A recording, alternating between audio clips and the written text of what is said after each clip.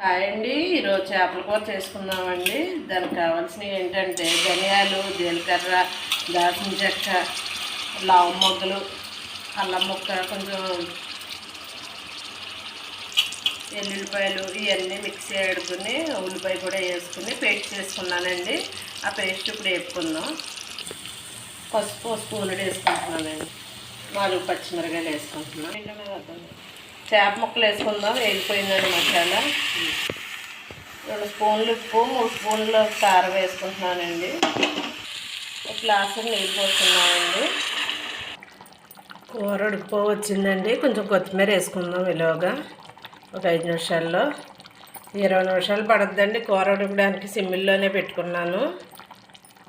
చేపల కూర అయిపోయిందండి. టేస్టీ చేపల ఇగురు. మీరు కూడా ఎప్పుడైనా ఇట్లా ట్రై చేయండి.